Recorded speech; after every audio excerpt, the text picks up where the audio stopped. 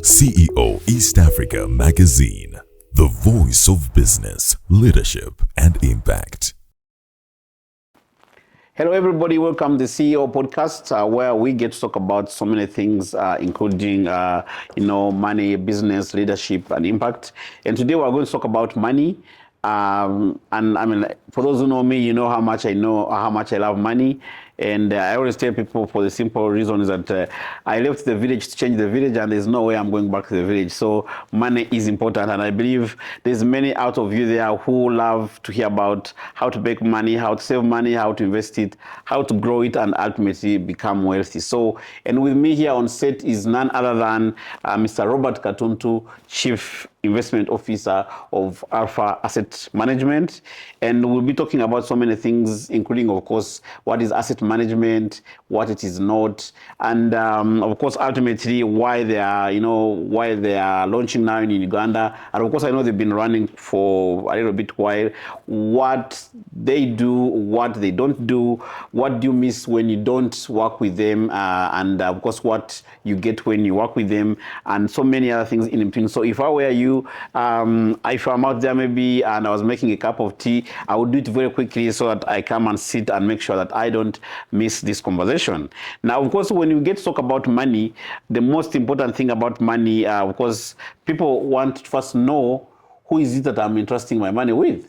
So I think for the start, let's start by hearing about you, Robert. I know you've been in the financial world for quite some time, and before we delve deep into the conversation. So for starters, who is Robert Katuntu?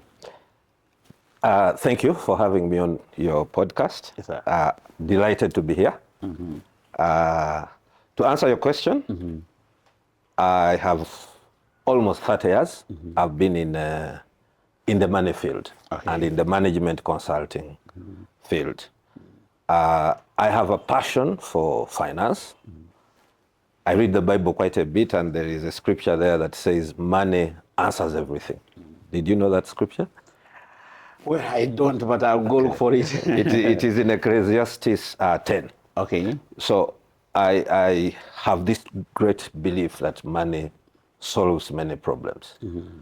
So my passion, my career has been to understand money and use it as a solution for both my personal problems, but those of also my clients. Okay. Yes. Well, I think as you're talking about money solves everything, I remember the common joke around town where they say, where money beats, it gonzas. Yes. Basically, where money, hits, it makes everything easy. So, yes. Which is why everybody out there who wants to make life easy for themselves now and in the future should be listening to this conversation. So you tell us about maybe before again we deep into what are your roles and everything else.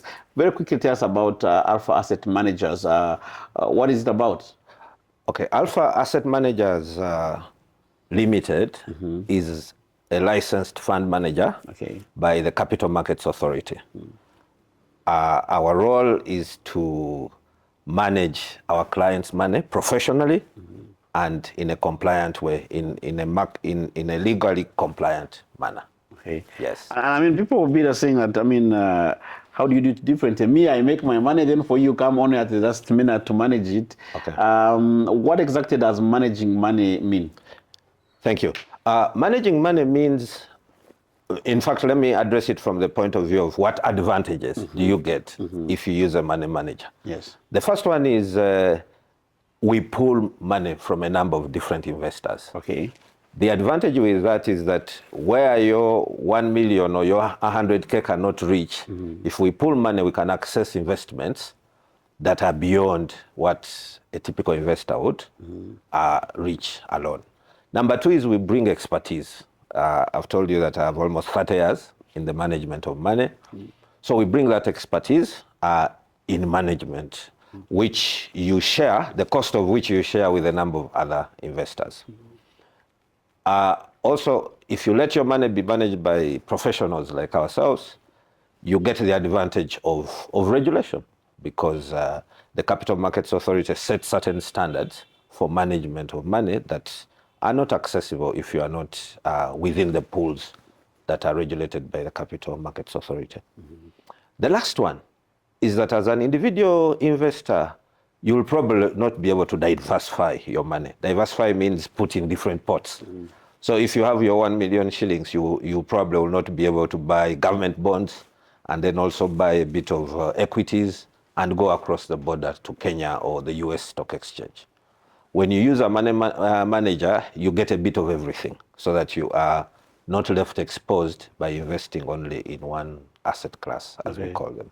So you're the kind of guys who do, this thing where I said, do not put all your eggs in one basket. Yes. But when I work with you, I am able to, to put my eggs literally in one basket through you, but also at the same time be able to put it in many other baskets and get the best of the different worlds. That's correct. Am I understanding that very well? You are understanding it very well. And the advantage you get is that if one of those pots doesn't function well, go through a bad year, you will not suffer total loss because the other pots will most likely perform not as badly. Okay. Yeah. Do you guys guarantee some sort of to say, at least if you give us, there will be maybe minimum or whatever, or I come join everybody else, we invest, and if it's a good year, we are happy. If it's not a good year, what happens? How does this work? That's one of the things we are trying to solve. I imagine you and many of our listeners invest in unit trusts. Yeah. The biggest or the most fundamental issue with unit trust is that you are all in the same pool, right? So if you have a bad year, you all have a bad year. The second one is that you do not determine how your money is invested. Today we are actually having a meeting where we said a unit trust is not an asset class. Asset class would be either fixed income, which is lending to the government or lending to other organizations, or equity.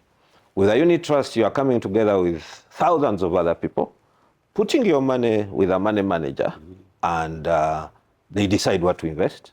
And at the end of the period, which is probably a month or a year, they will tell you made 12%. We are saying we can do better than that. For the high net worth investors and institutional investors, we're saying we can manage your money according to what we call your mandate, which means it is a portfolio that is designed around the client. It is a portfolio that answers the client's investment objectives and that is designed to ensure that those objectives are achieved. Rather than put you in a bus, we give you a custom developed car that you direct. Like a Subaru. Like a Subaru. I know you're a lover of Subarus. Of course. Subaru Kwenfira. Yes. Okay. And of course, speaking to that bit of where I come and you customize to my needs, but also I could come to you maybe when my needs are a little bit either outdated or maybe a bit ambitious. Do I also get to benefit from advisory services whereby maybe you say, okay, this is what you want, but we think maybe the way how you want to achieve it, or maybe what you want is not exactly what is saying anymore. So do I also get to be advised when I come over? You should be a finance expert. Because one of the things that is not going right in this market is that investment advice is being dispensed without understanding the needs of the client. Because we all have different investment needs. So one of the things we do first is to understand who you are, what your investment objectives are, even what your risk tolerance is. Are you the kind of person who panics at risk, or you can accept risk, but your ability also to bear risk, because if this is all the money that you have, we cannot put it in a high risk instrument. But if you're investing only 10% of your pot of funds, we can afford to take on a bit more risk. So we understand where you come from, what you are looking for, and we discuss these things before we go into the actual investment. Okay. Yes. I know one of the things every time you hear about asset management, wealth management, those words scare us. Asset management, I'm like, okay, does my 100K, is it an asset? Is it, in fact, recently there's someone who was joking that most of you guys be scaring us that you're going to make a transaction, or have you seen the transfer? When you've only just sent me 20K, just say you sent me thank you points, and then, so when, your assets, wealth, and there's somebody out there who's thinking, okay, maybe I have like 1 million somewhere, what exactly, when you're talking about assets and wealth, how else can you simplify it in a way that can make somebody feel comfortable that maybe I'm also being targeted? Because the next question I was going to ask you is that what exactly do you do and who do you do it for? Thank you. Yeah. So I start with the first question Yes, about yes. the asset. An asset, in simple terms, is something that is going to give you cash in the future. Yes.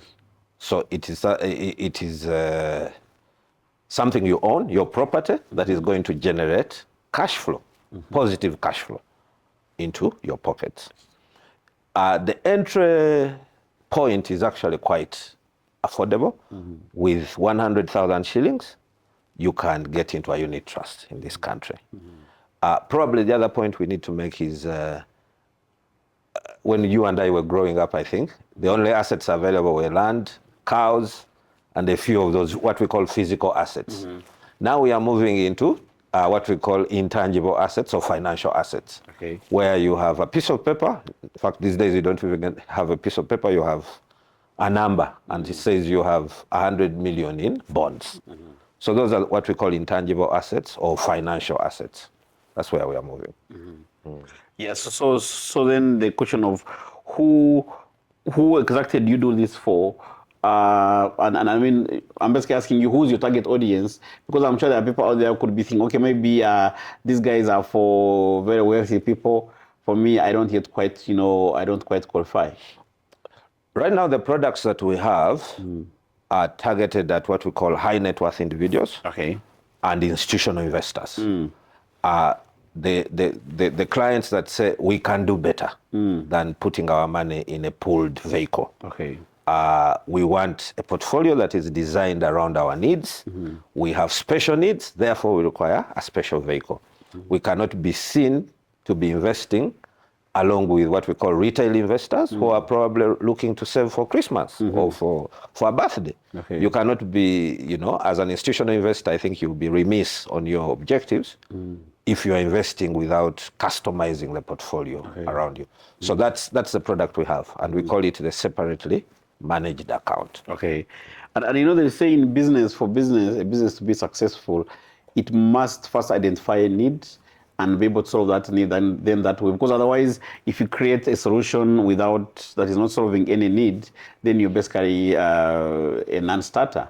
So when some of your clients are coming to you and speaking to you, and those who are yet to come to you to speak to you, what are some of the problems that they tell you that they are trying to solve? The biggest problem they're trying to solve is the lack of what we call investment vehicles.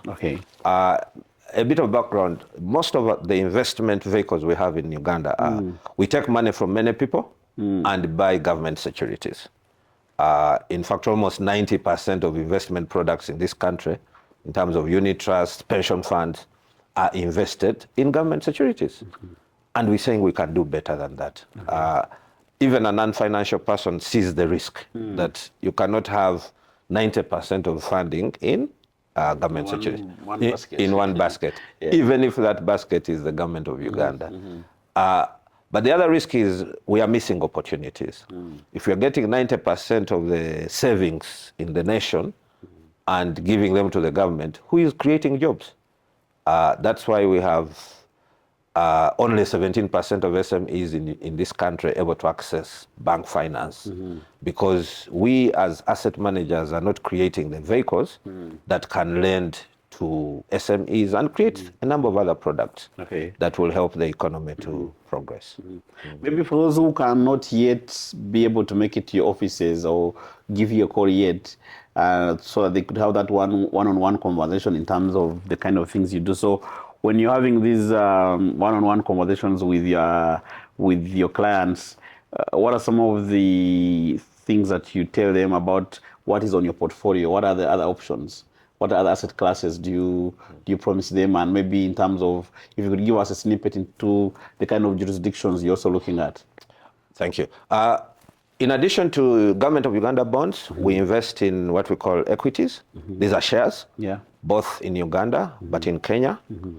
There is an opportunity that we are not exploring very much in Uganda, which is what we call exchange traded fund. You know that even with $500, you can buy a bit of Microsoft, a bit of Tesla, probably even Google, by just putting your money in a pool called an exchange-traded fund on the NASDAQ in New York or the New York Stock Exchange.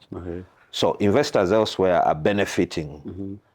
In addition, you may not buy a share, you may lend to these organizations. So that kind of diversification is available from us.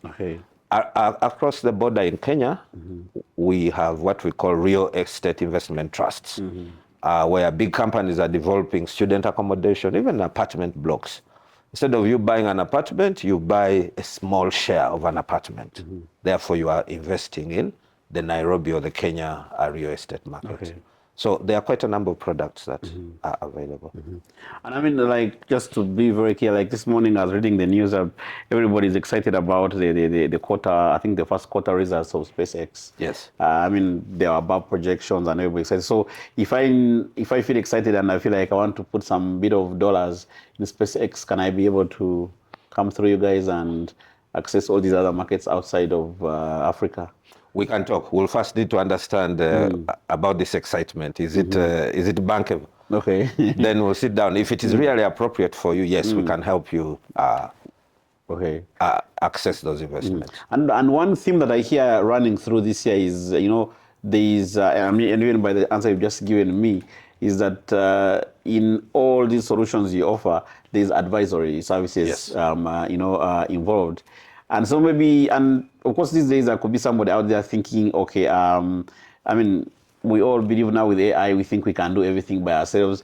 I've seen people saying that, you can ask Claude or whatever, and they will act as your, as your asset manager. They will give you all the different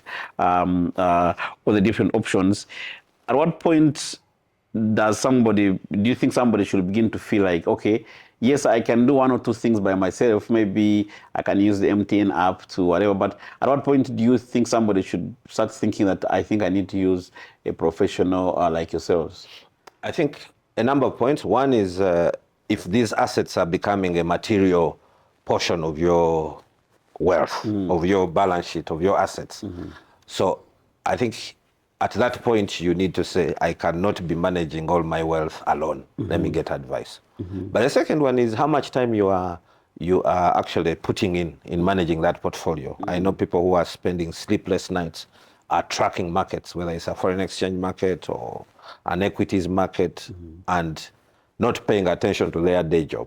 So why wouldn't you rather a professional manages your money, you give him the targets you're looking for, track their performance so that you focus on what you do best.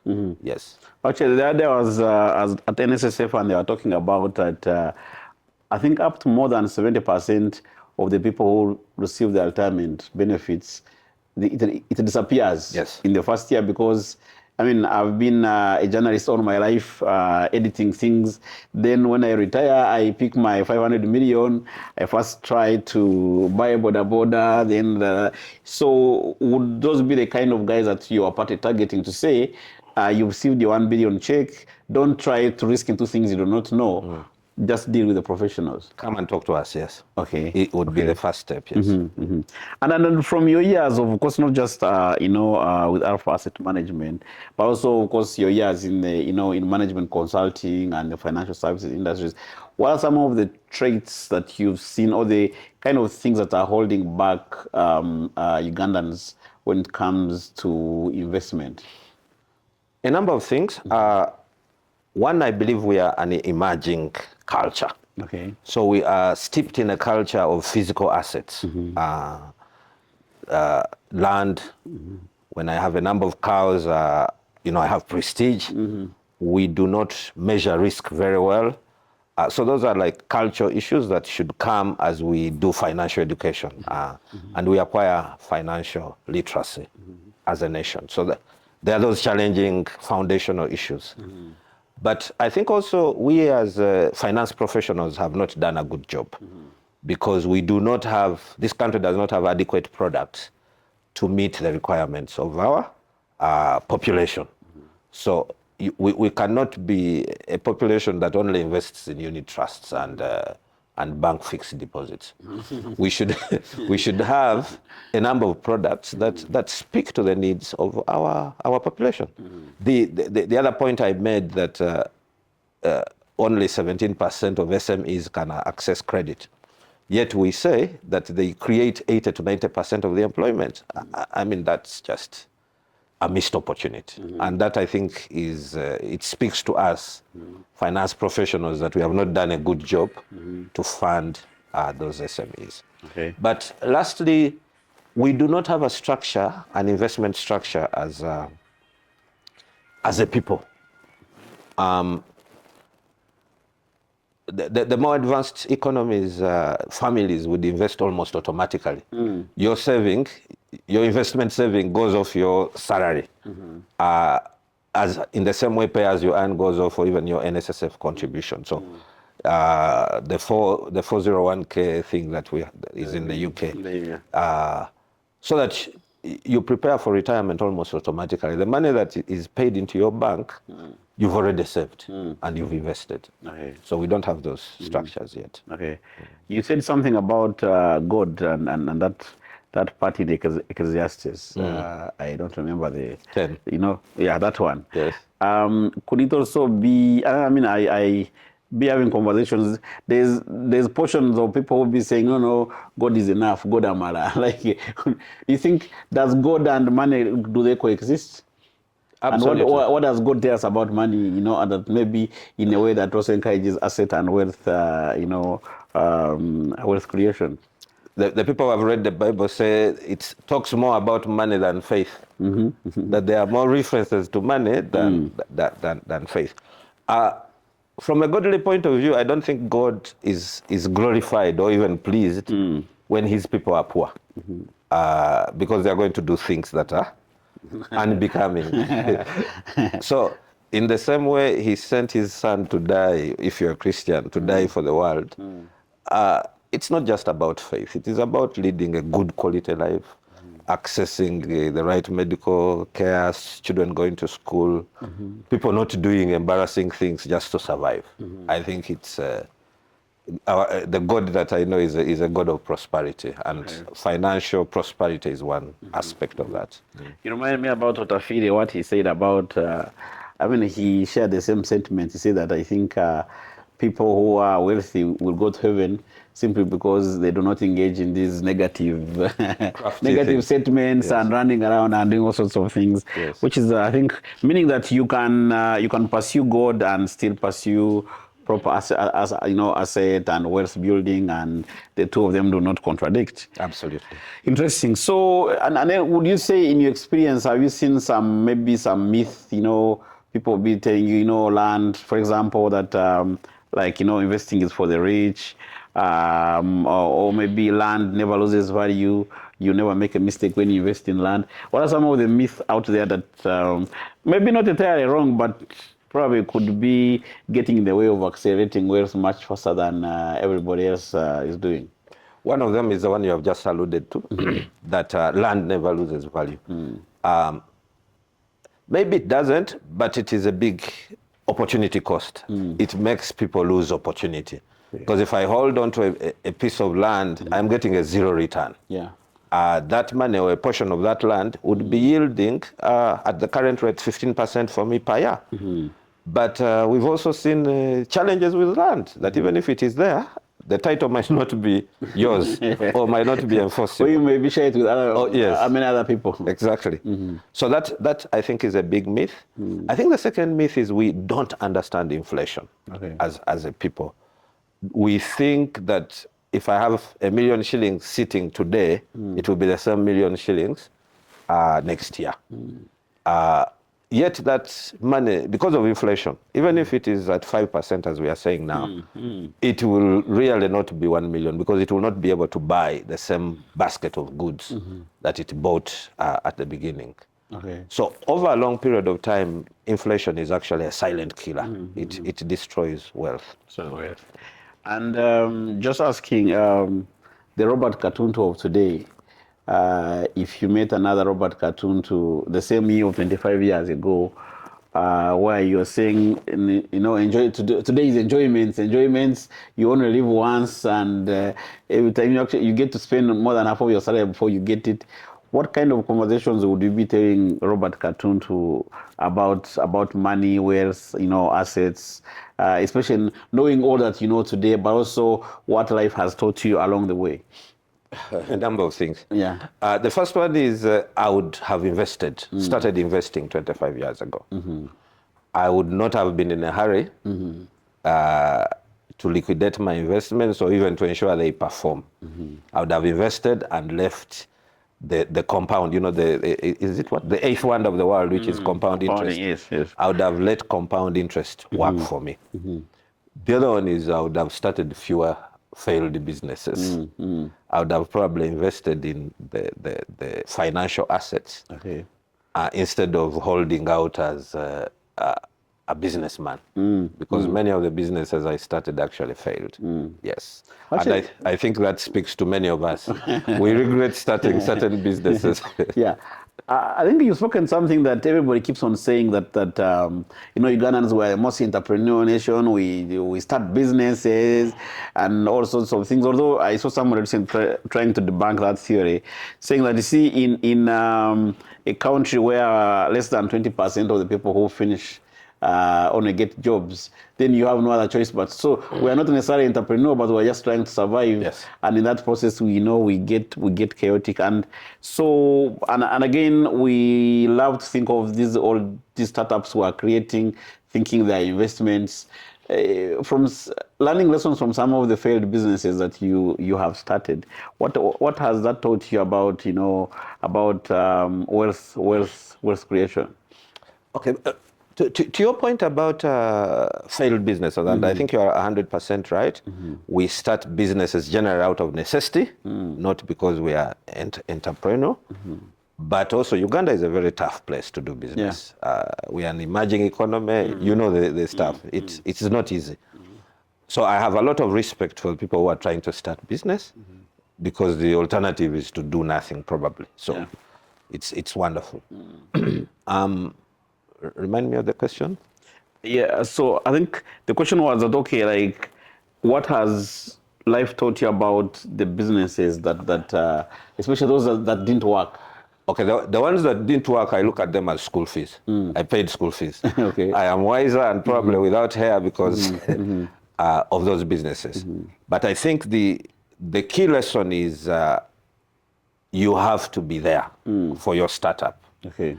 The idea of starting a business and handing it over to someone to run on your behalf, and you go there after 5, after your day job, usually doesn't work. So you for a startup, you are the CEO, you are the head of HR, you are the chief salesman until it works. Okay. I think the second point is we have to face the fact that not all of us are cut out to start businesses, and many of us are better off actually seeking employment and investing whatever savings we have in a more lucrative or a more secure investment. Okay. Yes. And one of the things he talked about the aspect of going in for the long term. Yes. And I remember when I was researching for this interview, I read about one of your investment philosophy, and I think the 4 key things which stand out is that there's disciplined investing, there's rigorous research, prudent risk management, and the long term. And I see things that are related. In terms of that, why did you decide on those 4 as being part of the core of your investment philosophy? How are they important? Okay, first, with disciplined investment, investment management is tough because you can watch your portfolio being wiped out by market forces. We also have what we call the fear of missing out. You are holding on, let's say, an investment that is yielding 15%. A friend whispers to you that there's this better opportunity that brings brings 30%. Like some capital chicken. And exactly. Yeah. So you need to be disciplined to stick with your investment philosophy. And it is tough because in your head, in real time, you're actually foregoing those so-called returns. So that's why we say we have to be disciplined, and we are guided by what our clients need, our clients' needs. So that is to discipline. The other one is research. That investment is based on knowledge. And because it is forward-looking, we have to basically forecast what the market is going to be looking like next month, next year, even 10 years from now, on behalf of our clients. You cannot do that without, researching the market, understanding what drives interest rates, foreign exchange, what the government is going to do, tax policy, how is it evolving. So we do all those to understand and be able then to advise and invest on behalf of our clients. Okay, interesting. So you also spend quite some time allaying the fears of excited clients and ourselves, or even worried clients who'll be like, "Oh, okay, now, man, I think just things are, maybe yesterday it was 150, now it's coming to 130. I don't know where it's going to next. Maybe we should exit right now." Yes. Okay. In fact, in investing, that is the toughest thing, and that's where we spend most of the time. It's not in finding investments, it is ensuring that we don't make suboptimal decisions. Okay. Yes. Okay. So you say from experience, you think the long haul always wins? Absolutely. Okay. Absolutely. Okay. There's a saying that the stock market is an instrument that takes value from the impatient and gives it to the patient. Okay. Yes, in the long term. I'll remember that. Okay, so now let's come back to Alpha Asset Managers. When you are sitting with your, with your team and deciding to create Alpha, investment managers, and probably even in deciding to name it Alpha of all names, what gap did you guys in the market that you are trying to fill? And in here, I'm trying to answer the question that why should anybody come to you and not any other asset managers? Okay. The gap that we are trying to fill is what I've mentioned already. Most of what we call investment management in this country is actually investment administration. Okay. Where we are picking money from clients and giving that money to government in terms of buying bonds. That is not investment management. Because if we all do that, we are creating a big problem. And the problem has already started to manifest. Yields on government securities have gone down by 2 to 3% since last year. So an investor joining the market now is going to get much less yield than the one who did last year. So one of the gaps we saw was a lack of innovation. Okay. We need, and we are creating products at Alpha that speak to the needs of our clients. That say that, no, you can invest better than putting in government bonds. There's nothing wrong with government bonds, but there's a lot that is wrong with saying you're putting 90% of your portfolio in government bonds. So we need a diversification. Okay. We also need products that, and we have those products that speak to the client's needs and also the client life cycle. Yes. Okay. So let's talk about the process. So I have some kamani, like Ugandans like to say, or maybe we are an institution and maybe there's some investment we'd like to make. What happens, like how do I come to you, and when I walk in, take us through like what happens, and then also once we sign on, how is the client, like servicing, like, and how different is it from the market? Like how often do we hear from you? How often do you keep in touch? Do you keep us staying, do you keep on telling us, advising us that things here are looking good? How is it, how is the experience? Okay. If you walk in, we will we'll ask to get to know you a little bit better. Good investment practice starts with understanding the client. Okay. And the client's objectives. Once we understand those objectives, we have a number of portfolio managers and other analysts that will sit down with that client and say, what do you want to achieve? Okay. And based on what you want to achieve and who you are, because the investment objectives of a 60-year-old are not necessarily the same as a 25-year-old, or a SACCO cannot be investing the same way as a pension fund. Yes. So those are two different. Sorry, those are different investment objectives. So we'll design a portfolio around the client's needs and objectives. Once we've designed those needs and objectives, we reduce them into what we call an investment policy statement. So there's a short document that then summarizes everything I've just talked about, your objectives, the return, how we are going to report to you, how we rebalance, and all those things. Every month, we will send you a holding report which says, these are the assets that you hold. This is what you have made. So like a report card that says, this is how you are making money. Then we'll also give you a small narrative of where we see other opportunities, where the market is moving. We'll analyze the global, even the local economic conditions, so that you are an informed investor. Okay. Yes. And where that, of course, the government is a big player in all this, both as a client, but also as the guys who set the policies. Now, from your experience, what you've seen happening in the other markets, are there some things that you think maybe the government needs to adjust in terms of policies that could see? I mean, the government is keen on seeing its people prosper and thrive and do wealth creation. But at the same time, it could be the same government which, out of maybe trying to balance different priorities, or sometimes out of maybe not thinking about it, they have some policies that could be, putting us at a disadvantage. What would it be like if you had to address the 12th Parliament in terms of the things they need to do to make sure that their constituents become wealthier?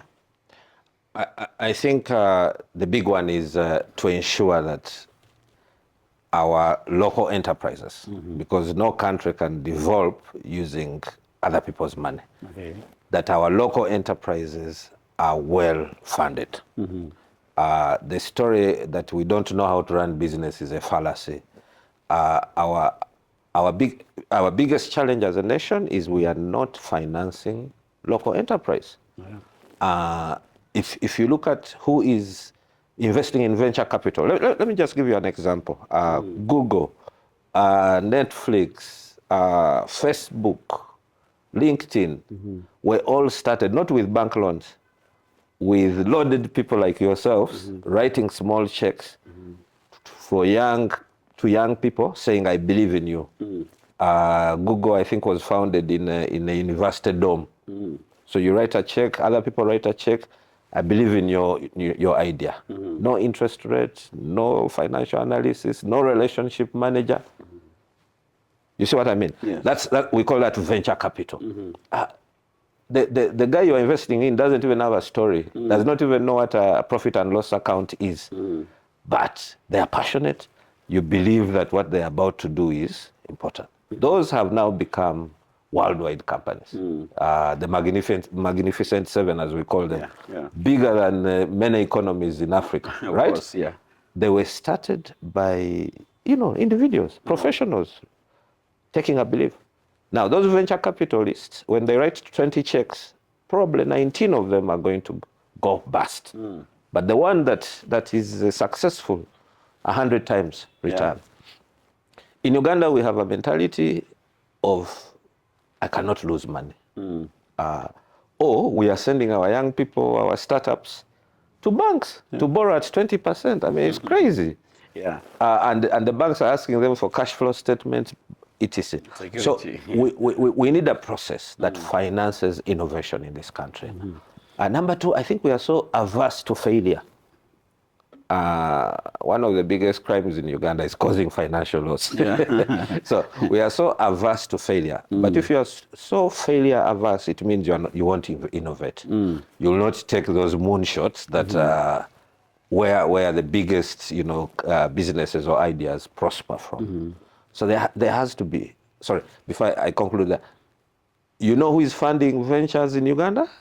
They are foreigners. They are coming here and they're doing all these startup, whatever, villages and things like that. So, sir, using your platform, if you could help us, you need to push many of us, including us fund managers, to start thinking a little bit outside the box. Okay. Yes. So maybe what should the government be doing in terms of maybe put some tax, breaks, or maybe put together a fund? And actually, I know at one time I challenged the NSSF. I asked them that with all this much money of ours that you have, 79% of it mostly, in government paper, can't you at least maybe put aside some 10% that you can use it to fund, like startups and everything? Because ultimately, you also need to generate enough local businesses that are going to create the jobs so you can be able to grow. So what do you think maybe one or two things? And the other day we saw the president saying that NSF should put money in roads. Probably that's a long shot. But maybe, let's say the president invited you to write him a paper on that bit of funding. Maybe what would government need to do? The first one is they should reduce the government's appetite for money. The government is sweeping around between 80 and 90% of all available savings. The late Emmanuel Mutavile used to call it crowding out the private sector. If the government, with their muscle, their being risk-free, their ability to print money, is competing with a small business to borrow, guess who is going to take money? It is the government. And as a result, they are setting a benchmark. Government is borrowing at 15% for 10-year money. So it means you and I can only borrow more expensively, probably 20%, if at all, if at all we get the money. So I think the very first thing is to reduce the appetite for expenditure. Now, it is not an easy thing because the government has, it's kind of a chicken and egg situation. Because we are not paying enough taxes, the government is forced to borrow. But because the government is not letting enterprises get finance, we can't pay taxes because there are no enterprises to pay taxes. So that intervention, in my opinion, starts with the government saying, no, we need to reduce, in finance we call it the benchmark, where the government is borrowing, at what rate the government is borrowing. I think those two things, even before talking about taxation, because tax actually, to the credit of the government, for startups, I think they've been given a tax exemption. But they don't have money to start. They've only given the ones who are going to start. Yes. But then there's many others that have started and they are struggling with the challenges of, legacy issues of 5-15 years. So just when they're about to break even, then, they have legacy issues and, maybe if it was my place, I thought probably we should have started with those who have struggled, gone to market. There is demand for their services, but then they are struggling before going to these ones who are going to start all over again, But again, maybe government knows. Who probably don't need that tax exemption because they have no taxable income anyway. Yes, exactly. So speaking of chicken and eggs, when it comes to to asset building, wealth creation, which comes first? Do you first build some wealth and then you build more wealth, or what's the best practice? How do you start? What's the best way you would recommend for someone to start? I think one needs to build. First of all, the definition of wealth is different. One of the best definitions of wealth is being able to control your time, to manage your time. You're not answerable to anyone, but you're also meeting your needs as and when they fold you. Those needs, of course, vary. But in terms of creating that wealth, you need assets. Yes. And our point is we need to change our thinking of what an asset is. The physical assets, the cows, the land, are highly inefficient assets, and they are highly also risky. The land, and they are so concentrated. You have 10 acres. If there's a fraud on those 10 acres, you are done. You are finished. If you put that money with an asset manager, it will be diversified. You'll have bonds, you'll have equities, you'll have some money out of the country. If you want, you might even get gold. So if any of those suffers, you can't be wiped out in one go. Yes. So if somebody came out and said, I have my 200 acres, or even 5 or 10 acres somewhere, like give me, for example, my case, I have a lot of land that some of which I have not even visited, like in a year. I'm not sure if it's still there. But if someone came to you and said, okay, I have maybe like 50 acres of land that I want to liquidate and put in the different assets that you guys have, is it something that you would advise? Would you advise them maybe to, how would you advise them? Again, I would understand who they are, what other assets they have, Yeah. and what they are trying to achieve with their investment. But let's say they had other land elsewhere. We'll then say how quickly can you liquidate that land, and how efficiently? Because sometimes when you want to sell very quickly, you suffer loss in terms of accepting a lower price. Yes, Okay. but one of the principles of finance is to avoid what we call concentration or concentrated positions. I think it's the PSS team, Mr. Gobi, who calls many of our upcountry properties dead capital. Yeah. Dead capital. So if we mobilize that dead capital and converted it into performing assets, financial assets, many of us would be better off. Okay. And that doesn't mean we exit all our land portfolios, but we diversify. You cannot have 80%, 90% of your wealth in land. I think that is too concentrated. It's a missed opportunity. Okay. Yes. Maybe could this be in a way how we've been brought up? When we were growing up, they used to tell us like life is kind of, it's as if life lives a structured way. We go to school, finish school, get a good job, buy land, marry a wife, build it. So at some point where you like you get a job and you marry a wife, then you have not built a house or acquired land. Even if you have many other assets elsewhere, you start, actually people start thinking that you have actually failed. People even start giving you as an example in the family meetings that, but you man, why don't you have land? Don't even have a house in the village. So do you think there's a need to rewire that conversation? Maybe even starting in the homes where we are, we need to do a little bit more like financial literacy so that people rewire our thinking, because most of us are even going into assets where you're like, well, I'm just buying land, so that when my friends in the bar are talking about land, I also say, please, land is here. Yes. Yeah. I think so. We need to rethink our approach to wealth. I think it is happening. Okay. To be fair to ourselves and our nations, we are an emerging country who are emerging out of the physical assets. Okay. But also the story of financial assets is not all rosy.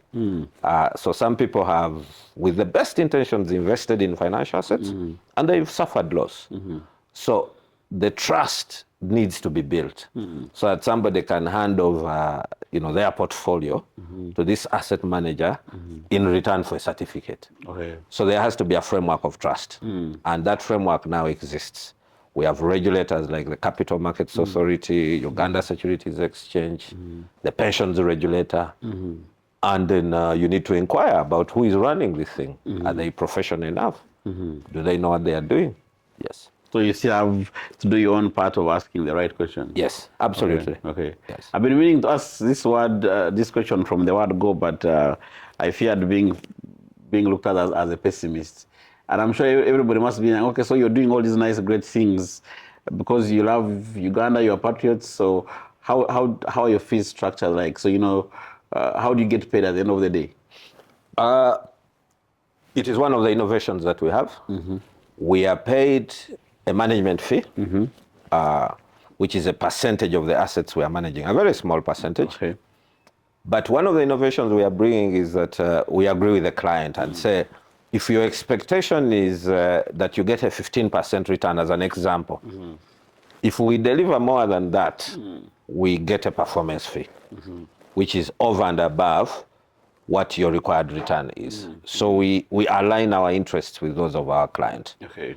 If we make money for the client, we also earn more. We share in it. Yes. Okay. If we don't make money, we are not paid. You also mail to the bank. Yes. Okay. There's something you talked about briefly, the separate and managed account as one of your unique key distinguishing elements in the market. Maybe tell us a little bit more what it's about and how what value addition does it bring to the table. Okay. The separately managed account leverages the great interest in unit trusts in this country.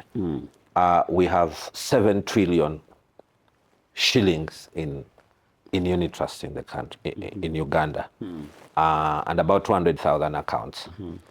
Many of those are retail investors, but they are institutional investors. We're talking SACCOs, we're talking pension funds, and others that are also in that pool. And we're saying for those institutional investors and also the high net worth individuals, there is an opportunity to do better.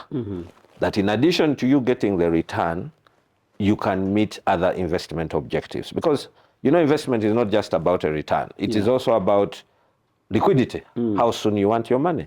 It is about, you know, how long you want to stay invested so that your rate of return does not change with time. So the separately managed account designs a portfolio around the client. Instead of you getting into a bus, we give you your own vehicle with your own driver. You choose the route that you are going to take. You see what is in that car.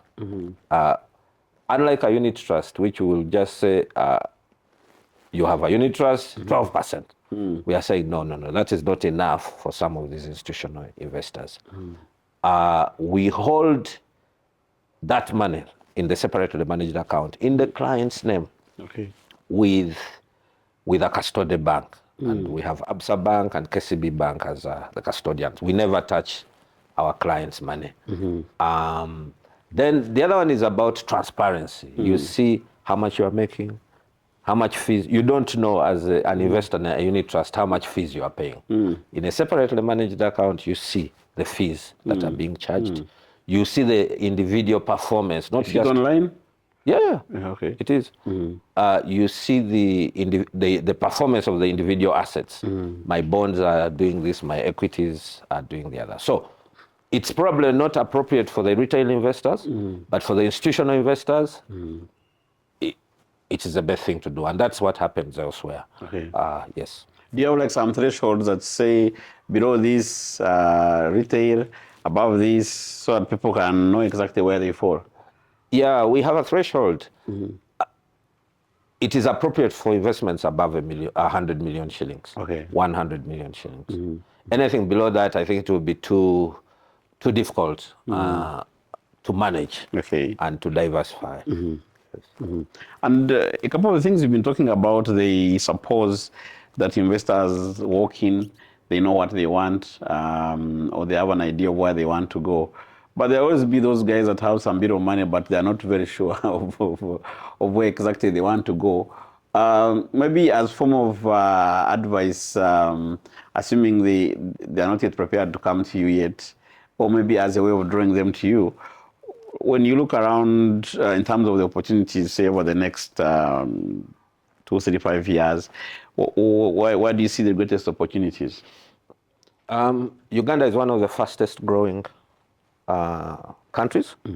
So we have what we call a youth bulge. Depending on the policy levels that up there in politics and parliament and all, it can either be a dividend or a cash. So there is that opportunity of our people. But secondly, we have infrastructure, energy, we have health, education, and we have the derivative businesses out of oil that are going to be coming up. There is also a move away from physical assets into financial assets. So the future, I mean, it has been forecast to grow at 7% and above over the next couple of years. I think Uganda is looking very promising. And with organization and proper management, people are going to prosper. Yes. Okay. And out of that prosper, people should always remember to save some money on the side, invest it, so that save for the rainy day. Yes. Because anything can happen. Yes. Okay, and just thinking about, you said Alpha Asset Managers has been around for just about a year. And I know every day you've been waking up, going to work. Even on some days, like for any new entity, you will not even, maybe 1 or 2 days, there would not be no customer calling or anything. But what is it that the part of your job or the part of the things that you want to do or the part of your vision that still excites you, that that takes you to work every day, that you're working towards? I think a number of things. One of them is, as you probably have figured, financial awareness. Yes. Creating the financial awareness, sharing the knowledge, building up a team that is going to explain these so-called technical terms, but they are not technical. That's number one. But number two, the ability to enable our clients meet their objectives, their investment objectives, while they go on with their lives. The beauty with financial investment is that the money works as you sleep. It's not like cows that you have to check on even in the night. Yeah. So enabling our clients to create real wealth. That's why we call ourselves Alpha. Alpha is a technical term in finance that means a return that is above the benchmark. So we have to deliver above ordinary returns. The ability to create alpha for our clients and beat their investment objectives is a great motivator for me and my team. Okay. Okay, I mean, I like that part where you talked about alpha, alpha being that bit that delivers above what everybody else is doing.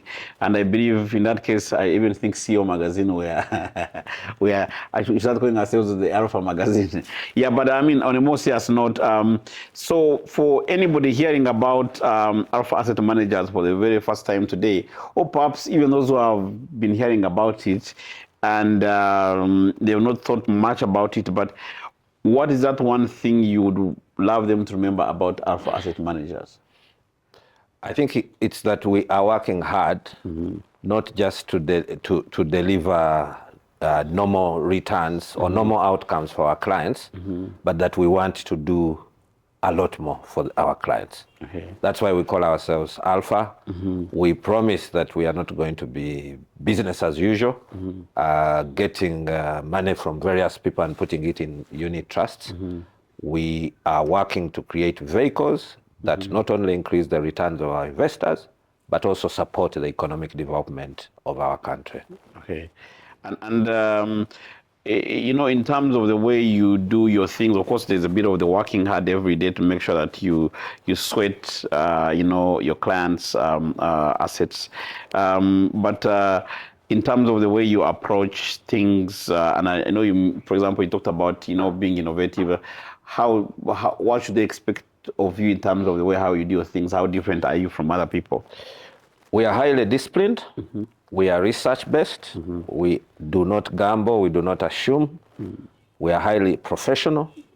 We have an extremely professional and experienced team of investment managers that have the abilities to create alpha because of our capabilities, not only in Uganda, but also out of this country.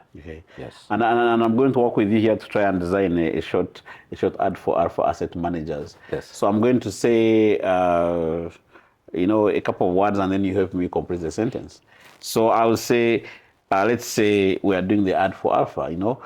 I'll say, you choose Alpha Asset Managers because they will work 100% of the time to ensure that you get above market outcomes. Okay, interesting. And what should they do on their part to make sure that happens? The first thing they need to do is to have a conversation with us. Come in and have a conversation and tell us what their investment objectives are, and let us manage their investment assets for the long term. Right. All right, thank you very much, Robert, for that very interesting conversation.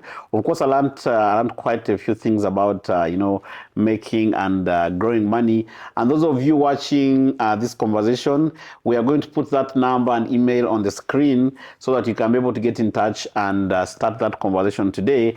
And when you grow your money and you become wealthy, do not forget to come back to us, CEO Magazine, and you do some business with us, because we also want to get rich like you. Thank you very much, Robert. Thank you. Looking forward to seeing you maybe on your second anniversary as you're celebrating, building more wealth for Ugandans. Likewise. Thank you very much. All right. Cheers. Follow CEO East Africa Magazine across all our digital platforms and stay connected to the conversations shaping business, leadership, and impact in Africa.